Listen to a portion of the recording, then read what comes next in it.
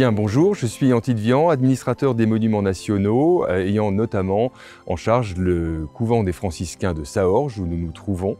Un monument qui a été fondé en 1633 par une communauté franciscaine qui est venue s'installer ici, sur ce territoire, le dernier frère franciscain étant parti en 1988. Alors depuis, le Centre des monuments nationaux assure la gestion de ce monument.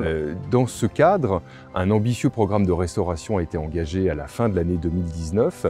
Et ce programme, dans un premier temps, consiste à reprendre toute la couverture de l'église et de la sacristie, mais également à retravailler l'intérieur de l'église, c'est-à-dire la nef, et puis à l'extérieur de l'église, mais toujours dans le monument naturellement, les lunettes peintes, les fresques de la galerie nord du cloître. Donc la restauration des lunettes du cloître de Saorge a concerné en fait 10 lunettes de l'ensemble, sur les 25. Donc notre projet, dans un premier temps, c'était effectivement de résorber les altérations, de reprendre les lacunes et de voir ce qui était possible en fait d'obtenir en termes de degré de retouche, ce qui a été validé d'ailleurs par la maîtrise d'œuvre, un degré de retouche très poussé qui va dans le sens de la fonction en fait première de ces peintures, qui est de raconter la vie de Saint François.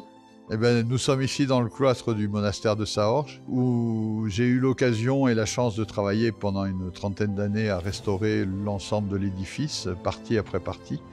Et là, nous assistons à la restauration des lunettes du cloître, où le Crédit Agricole, la Fondation Crédit Agricole, participe. J'ai eu le bonheur de soutenir ce projet dès demain, puisque je connaissais très bien les lieux, je connaissais très bien les besoins qu'avaient les lunettes de cloître d'être restaurées. Et on est venu ici constater que la restauration était magnifique et très réussie. L'objectif de cette campagne de restauration n'était pas de revenir à l'état initial en gommant l'histoire du monument naturellement.